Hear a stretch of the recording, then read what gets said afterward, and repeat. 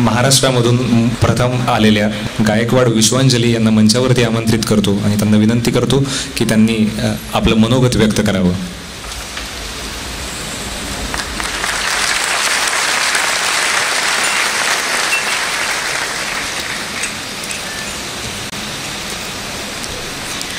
आजच्या कार्यक्रमाच्या प्रमुख पाहुण्या शीतल उगले मॅडम, तुकाराम जाधव सर, आदरणीय व्यासपीठ, माझ्यासमोर असलेला सगळा पालकवर्ग आणि इथे जमलेले सगळे मित्रमैत्रिणी, आज माझ्या पाठीवर दिलेल्या या कौतुकाच्या थापेसाठी माझ्याकडनं मनापासून आभार. जसं सरांनी आता अगदी जाणीवपूर्वक शब्द वापरला की हा सत्कार नाही आहे, हे अभिनंदन आहे.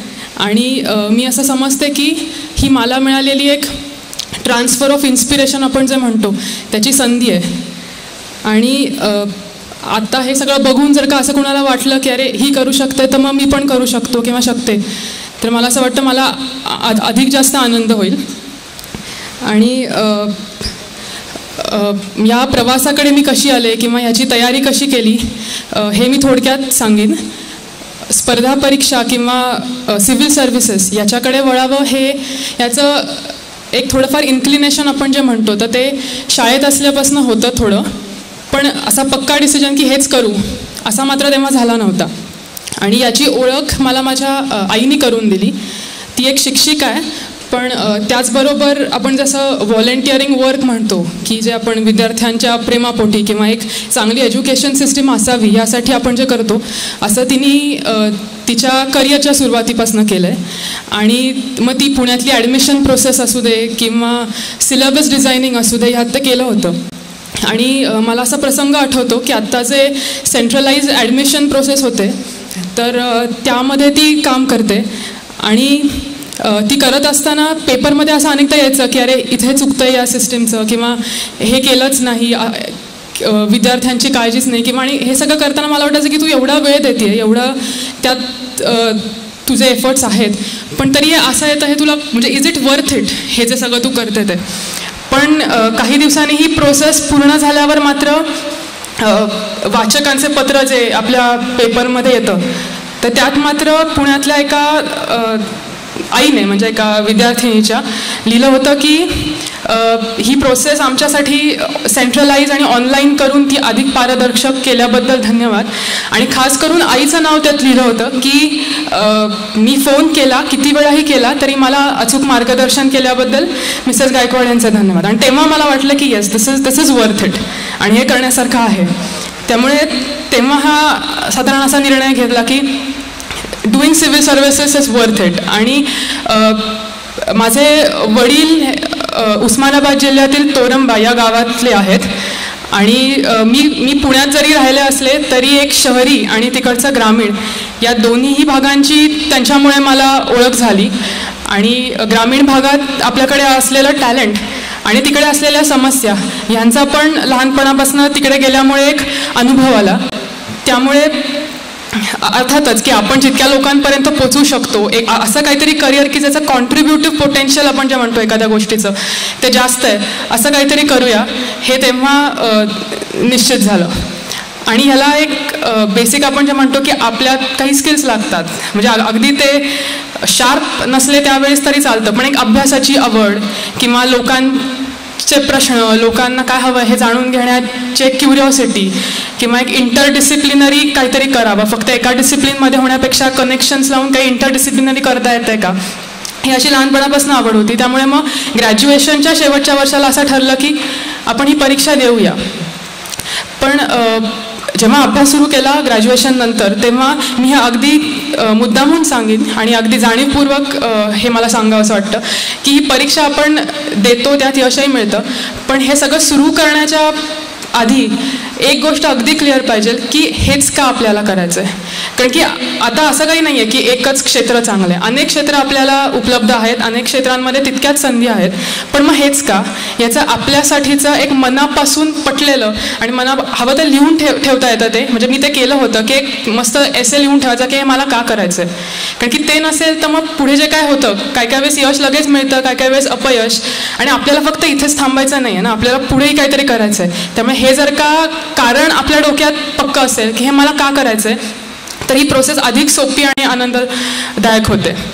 त्यामुळे हे मला का करायचं आहे याची एक स्वतःसाठीचं, दुसऱ्यांना नाही सांगितलं तरी चालतं, पण एक स्वतःसाठीचं एकदम क्रिस्टल क्लिअर आपण ज्याला म्हणतो असं एक उत्तर डोक्यात पाहिजे.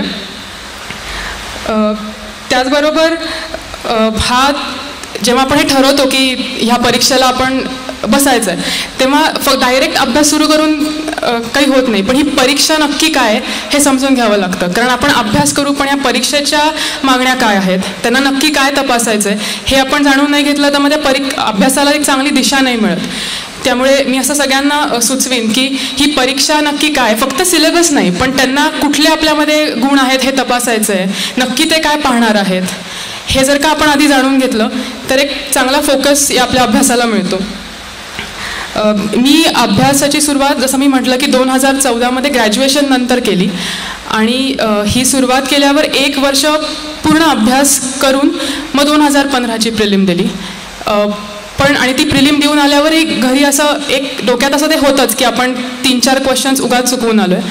आणि रिझल्ट लागल्यावर तसंच झालं की अगदी थोड्या म्हणजे 0.66 मार्क्सनी प्रिलिम तेव्हा क्लिअर नाही करू शकले. आणि मग तेव्हा नक्कीच एक स्वतःवरचा एक राग असतो, निराशा असते किंवा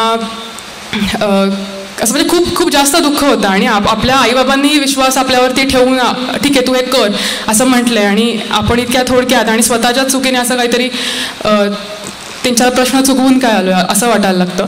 आणि माझ्या बाबतीत तसं झालं. आणि जेव्हा कुठलं पण इमोशन असं एकदम एक्स्ट्रीम होतं तेव्हा आपण आपल्या भावना पण अशा एकदम ड्रामॅटिक वेमध्ये एक्सप्लेन करतो. आणि मग तसंच मी असं एकटी त्या दुःखामध्ये बसलेली असताना स्वतःला म्हटलं की आता पुढच्या वर्षी ना स्क्रोलच करावं लागणार नाही असा रँक काढणार आहे मी वेबसाईटवरती. आणि ते असं आपण म्हणतो म्हणजे त्या भावनेच्या ह्याच्यामध्ये, पण नंतर एक 15 दिवसांनी जेव्हा असं परत डोकं स्टेबल होतं मग तेव्हा म्हणतो की ते सगळं ठीक आहे पण बसावं लागेल आता अभ्यासाला. आणि तसंच माझ्या बाबतीत झालं. त्यामुळे या परीक्षेला काय लागतं तर मी आत्ताच सांगितलं की फक्त हे मला करायचं आहे आणि असा माझा रँक हवा आहे आणि मला हे व्हायचं आहे हे तर आहेच, म्हणजे तो विश्वास आणि ते एक ध्येय डोळ्यासमोर लागतंच, पण त्यासाठी कष्ट करण्याची पण तयारी लागते. आणि हार्डवर्क स्मार्टवर्क दोन्ही, म्हणजे त्या दोन्हीच. कारण की असं मी कोणीच पाहिलं नाही की हार्डवर्कमुळे कोणाचं काहीतरी वाईट झालं आहे. त्यामुळे हार्डवर्क तर आहेच. आणि म्हणजे मी हे अगदी सांगेन की आता मला माहीत नाही माझे मार्क कसे आहेत आणि कसं डिस्ट्रीब्युशन आहे, पण एक मी ह्या अटेम्प्टला ठरवलं होतं की जेव्हा असं वाटेल की आता आपला अभ्यास झाला आहे पूर्ण किंवा हे पुरेल किंवा आता मला हे समजलं आहे तर त्यावेळी अजून 1 तास अभ्यास करायचा. म्हणजे जेव्हा वाटतं ना की वी आर डन तेव्हा मग अजून थोडं करायचं. म्हणजे that will give you the edge की झालंय वाटतंय पण अजून केलं तर मग तो आपण जे म्हणतो की एक एज मिळतो तो तिथे मिळतो. त्यामुळे कष्ट या परीक्षेला नक्कीच लागतात. आणि मीच एकटी नाही, पण इथे बसलेले सगळे आणि इथे नसलेलेही खूप जण करतात आणि ते बघूनच मी पण हे केलं आहे. त्याचबरोबर अजून एक या परीक्षेला मला उपयोगी पडलं ते म्हणजे वेळेचं नियोजन. की आपण ठरवलं आहे की आता आपल्याकडे 1 वर्ष आहे तर मग जितके डिस्ट्रॅक्शन्स कमी करता येतील तितके कमी करणे आणि एक वेळेचं चोख नियोजन की किती वेळ मी कशाला देणार आहे. आणि त्यात फक्त अभ्यास नाही, मग एखाद्याला व्यायाम आवडत असेल, मेडिटेशन आवडतं, काय स्वतःला जे शांत राहण्यासाठी आणि मेंटली स्टेबल राहण्यासाठी लागतं ते, पण वेळेचं नियोजन. आणि मग त्या पलीकडे नाही जायचं. त्यामुळे time management is a very major skill इकडे.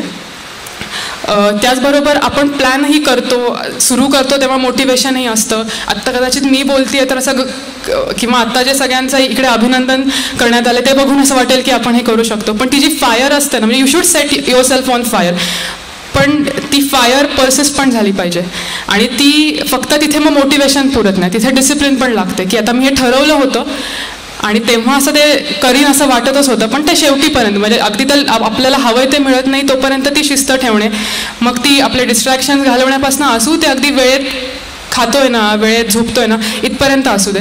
कारण की या खूप छोट्या छोट्या गोष्टी वाटतात, पण म्हणजे मी इंटरव्ह्यूला हे पाहिलंय की मी काही मॉक इंटरव्ह्यूज जेव्हा देत होते इथे तर मला इंटरव्ह्यूचा बऱ्यापैकी तेव्हा असा नर्वसनेस आला होता, त्यामुळे झोप नाही. मग त्या अभ्यासाच्या नादामध्ये असं व्यवस्थित खाणं व्हायचं नाही. आणि मी जेव्हा मॉक इंटरव्ह्यूज दिले, म्हणजे सरांनाही आठवत असेल की आय वॉज नॉट मी, म्हणजे मला वाटत होतं की कोण बोलतंय असं, मी असं का मी इंटरव्ह्यू देते. म्हणजे तो जे खूप छोटं वाटतं हे, पण व्यवस्थित झोप झाल्यावर जे काही येतं ना, अगदी छोटं, ही छोटी एक गोष्ट, पण मी जे सेल्फ डिसिप्लिन म्हणते की छोट्या छोट्या गोष्टींकडे आपण लक्ष दिलं तर मग त्या सगळ्या अशा समप होऊन काहीतरी त्यातनं मोठं मिळतं.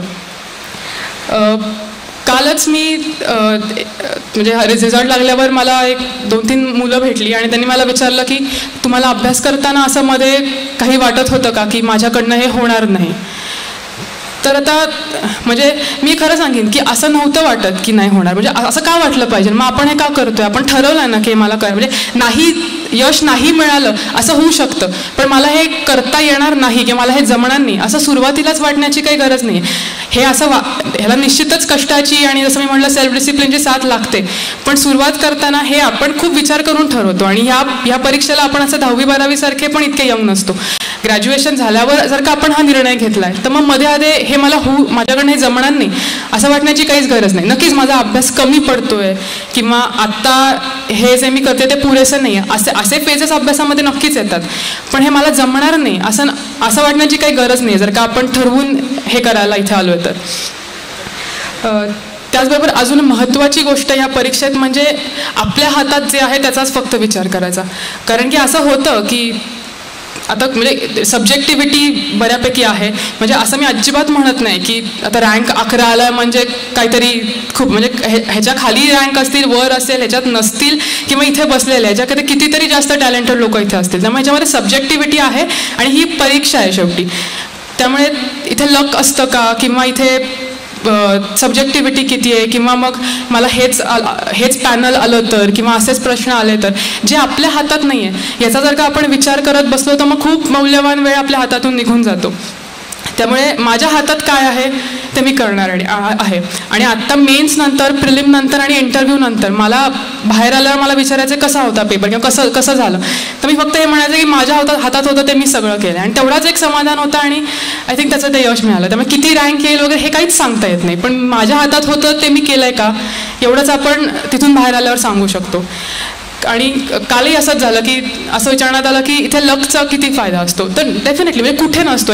लक म्हणजे माझ्यासाठी असं आहे की जे आपल्या हातात नाही, याला मी तरी लक म्हणते. आणि हे सगळीकडे असतं, म्हणजे इथेही असतं आणि तिथेही असतं. कुठल्याही क्षेत्रामध्ये आपण जाऊ तरी एक थोडा तरी अशी गोष्ट असते की जी आपल्या हातात नाही आहे. आणि लक लागतं का, तर लागतं, पण मला असं मी अनलकी असं मला कधीच नाही वाटलं. मला काय वाटलं मी लकीच आहे. म्हणजे अशा अनेक गोष्टी असतात की ज्या आपल्या हातात नाही आहेत, ज्या मी कंट्रोल नाही करू शकत आणि त्या माझ्या बाबतीत नेहमीच चांगल्या झाल्या. माझा जन्म कुठे होणार, माझे आई बाबा कोण असणार, हे सगळं मला लकीली सगळंच चांगलं मिळालं. त्यामुळे लक लागतं का, तुम्हाला वाटलं अनलकी आहात तर लागेल, लकीचा आहात असं वाटलं तर then you already have it, then why are you worrying about it. त्यामुळे आपल्या हातात जे आहे त्याचा विचार करायचा, जे नाही आहे ते सोडून द्यायचं. अजून एक इथे लागतं जे मी मगाशी म्हटलं की you should set yourself on fire but then that fire should persist. त्यामुळे कन्सिस्टन्सी किंवा सातत्य जे आपण अभ्यासातलं म्हणतो, मग त्याला 1 वर्ष लागेल, 2 वर्ष, 3 वर्ष, एका दिवशी अगदी 20 तास अभ्यास केला पण नंतर मग काहीच नाही झालं, असंही काही वेळेस होऊ शकतं. तर रोज एक ठरवलेला टार्गेट सिलेबसमधलं ते करणं, म्हणजे कन्सिस्टन्सी या परीक्षेला खूप महत्त्वाची आहे. आणि आपण ह्या परीक्षेची प्रोसेस बघितली तर 3 अशा स्टेप्स आहेत, मध्ये अनेक दिवस असतात आणि सिलेबस खूप जास्त असतो. तर त्यासाठी प्लॅनिंगशिवाय मला नाही वाटत काय, म्हणजे कुठेच प्लॅनिंगशिवाय काय होऊ नाही शकत, पण इथे तर नाहीच. कारण taking each day at a time जे आपण म्हणतो की आता डायरेक्ट आत्ताच इंटरव्ह्यूचा विचार करायला लागलो तर मग ते असं खूप मोठं डोंगर वाटतं. पण आजच्या दिवसात एवढं, याचं जर का प्लॅनिंग असेल तर मग वीकमध्ये एवढं, एका मंथमध्ये एवढं, आणि मग शेवटी अख्ख्या इयरभरचा प्लॅन.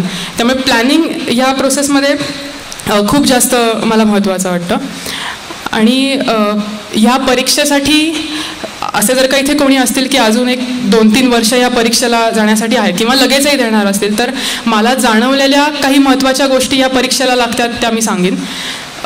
पहिली गोष्ट म्हणजे ही परीक्षा मला खूप जास्त कम्युनिकेशनची वाटते, आणि ते फक्त ओरल कम्युनिकेशन नाही तर मेन्स ज्याचा सर्वात मोठा वाटा आपल्या फायनल स्कोअरमध्ये असतो, ती सुद्धा रिटन कम्युनिकेशनचीच एक गोष्ट आहे. म्हणजे कंटेंट आपल्याकडे असणं किंवा एखाद्या विषयाचं आकलन असणं हे आहे, पण ते उतरवता येणं आणि मुद्देसूदपणे आणि विचारलंय त्या फॉर्मॅटमध्ये आणि तो प्रश्न विचारलाय त्यालाच आपण आन्सर करतोय ना, तर ह्यासाठी जे एक आपण बेसिक कम्युनिकेशन म्हणतो आणि त्यासाठी एकदम चांगली भाषा किंवा एकदम फ्लॉवरी काहीतरी लँग्वेज असं अजिबात लागत नाही.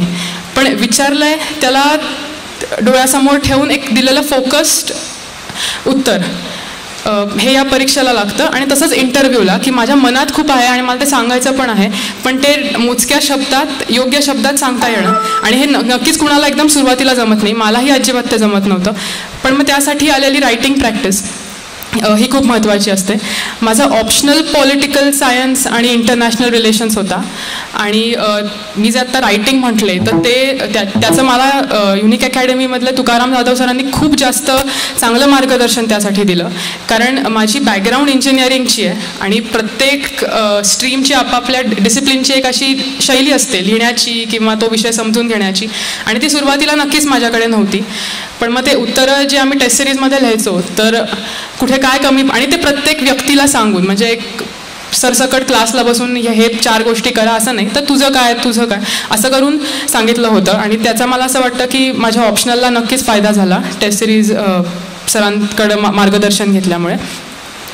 आणि आपण जे घरी करतोय ते खरंच असंच नक्की ते आपलं आकलन तरी बरोबर आहे का, त्याची मांडणी बरोबर का आहे का, यासाठी नक्कीच मार्गदर्शन लागतं आणि ते मला इथे खूप चांगलं मिळालं. ह्या परीक्षेमध्ये रिव्हिजनचा पण एक खूप महत्त्वाचा वाटा असतो. कितीही असं होतं की आपण एखादं पुस्तक 4-5 वेळा वाचतो आणि नंतर असं वाटायला लागतं की बास, म्हणजे आपणच तिथे अंडरलाईन केलेल्या गोष्टी असतात आणि मग ते सगळं असं ओव्हरलुक व्हायला लागतं किंवा बास आता हे खूप वेळा वाचलंय असं व्हायला लागतं.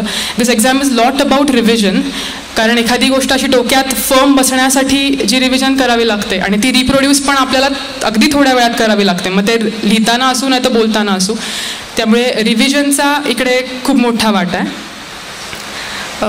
अजून एक मी सांगेन की ही परीक्षेचं स्वरूप असं आहे ना की इथे ओरिजिनॅलिटीला खूप जास्त वाव आहे.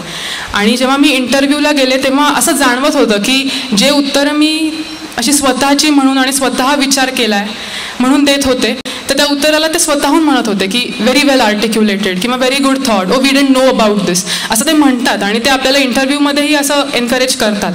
त्यामुळे या परीक्षेमध्ये अभ्यासाच्या पद्धतीमध्येही ओरिजिनॅलिटी आणता येते, कंटेंटमध्येही आणता येते आणि प्रेझेंटेशनमध्येही आणता येते. त्यामुळे आपण कोण आहोत हे आपल्याला माहिती आहे, आपलं थिंकिंग प्रोसेस, आणि प्रत्येकजण आपल्या बॅकग्राऊंडनुसार विचार करतो आणि त्यात ॲज लॉंग ॲज ते फॅक्च्युअली बरोबर आहे तोपर्यंत ओपिनियनमध्ये जर का थोडंफार सब्जेक्टिव्हिटी असेल किंवा ओरिजिनॅलिटी असेल तर मला नाही वाटत त्यात काही चुकीचं आहे. त्यामुळे ओरिजिनॅलिटी एसेमध्ये म्हणा किंवा आपण काही सूचना आपल्या आन्सर्समध्ये देतो की what can be done, what comes ahead of this, तर हे जे आपण सांगतो त्याच्यामध्ये ते खूप जास्त कामी येतं. आणि त्यासाठी फक्त वाचन न करता एखाद्या गोष्टीवरती ओपिनियन फॉर्म करणं ह्याचा खूप जास्त उपयोग होतो. आणि मग तो आपल्या शिक्षकांशी किंवा आपल्या मित्रमैत्रिणींशी शेअर केला तर त्यातले लूप होल्स कळतात आणि तो एक शार्प ओपिनियन आपण त्या ठिकाणी बनवू शकतो. त्यामुळे मला तरी असं वाटतं इस्पेशली फॉर इंटरव्ह्यू की ओरिजिनॅलिटीचा खूप जास्त फायदा होतो. त्यानंतर ह्या परीक्षेत असा एक प्रश्न पडतो की ह्याच्याकडे मी परीक्षा म्हणून पाहू का ज्ञान मला ह्याच्यातनं मिळतंय असं पाहू. पण मला असं वाटतं इथे बॅलन्स आपल्याला साधावा लागतो, कुठलीच फक्त एक गोष्ट करून नाही चालत. सो असा गोल्डन मीन जो आपण म्हणतो की तो क्वेस्ट ऑफ नॉलेज तर पाहिजेच, कारण की शेवटी आपल्याला फक्त परीक्षा क्लिअर नाही करायची पण त्या अभ्यासाचा नंतरही उपयोग करून घ्यायचा आहे. त्यामुळे क्वेस्ट ऑफ नॉलेज पाहिजेच, पण एक परीक्षासाठी जी शार्प मेथडॉलॉजी लागते, मेथडॉलॉजिकल शार्पनेस आपण त्याला म्हणतो, तर तोही ह्याच्यामध्ये पाहिजे. आणि त्यासाठीच जसं मी आधी म्हटलं की ती परीक्षा काय आहे, त्यांना नक्की काय अपेक्षित आहे हे जर का आपण समजून घेतलं तर ते अधिक सोपं होतं. ह्या प्रोसेसमध्ये हे यश आत्ता मिळालं, पण ह्या प्रोसेसनी बरंच काही शिकवलं आहे. कारण जसं मी मगाशी म्हटलं की पहिल्या अटेम्प्टला अपयश आलं तर तेव्हा त्यातनं बाहेर कसं यायचं ही पण खूप महत्त्वाची गोष्ट आहे. आणि ते बऱ्याच जणांना येतं आणि बरेच जण खूप चांगल्या प्रकारे बाहेर येतात आणि ते यायलाही हवं, कारण की this is not the end of everything. आपल्याला हे करायचं आहे हे जर का पक्कं असेल तर मग एक 15-20 दिवस त्यातनं आपलं काय चुकलं ह्याचं जर का आपण व्यवस्थित ॲनालिसिस केलं तर मला नाही वाटत की ह्यातनं म्हणजे आपण ह्यातनं बाहेर येऊ शकतो आणि या परीक्षेला परत सामोरे जाऊ शकतो. त्यामुळे अपयश आलं तरी खचून न जाता आपल्या डोक्यात जे आहे की हे करायचं आहे, तर ते जे आपण म्हणतो की ती फायर ती परत हे लाईट करायची आणि ती चालू ठेवायची. अजून एकदम महत्त्वाचं म्हणजे मला जर का तुम्ही विचारलं, जसं मी मग अशी म्हटलं की आय एम ऑलरेडी लकी, म्हणजे असं मला कधीच नाही वाटलं की आय एम अनलकी, आणि I do come from a pretty privileged family. पण ह्या परीक्षेचा अभ्यास करताना असे अनेक जण मला भेटलेत आणि तेव्हा असं आपल्याला कळतं की अरे केवढं टॅलेंट आहे आपल्याकडे, की आणि अनेक लोक इथे ग्रामीण भागातून येतात आणि मला माहिती नसलेल्या अनेक गोष्टी आपल्याला त्यांच्याकडनं कळतात आणि अनेक प्रतिकूल परिस्थितीला सामोरे जाऊन ही परीक्षा देणारे अनेक लोक आहेत. त्यामुळे केवळ रँक मिळाली म्हणून तुम्ही म्हणजे फक्त म्हणजे सगळ्यांचंच ऐका, कारण की सगळेजणांचंच प्रत्येकाचा, जसं सर म्हटले की प्रत्येकाचा एक्सपिरियन्स आणि प्रत्येकाची जे काही आपण म्हणतो बॅकग्राऊंड आहे ते वेगळे असतं आणि प्रत्येकाचा स्ट्रगल वेगळा असतो. त्यामुळे म्हणजे सिरियसली काही लोकांचं म्हणजे इतक्या प्रतिकूल परिस्थितींना ते करत असतात की ते बघून मलाच खूप इन्स्पिरेशन मिळतं की जर का ते करू शकतात तर मग मी तर करायलाच हवं आहे. म्हणजे काहीच कमी नसताना I have no excuse and no one else to blame but me.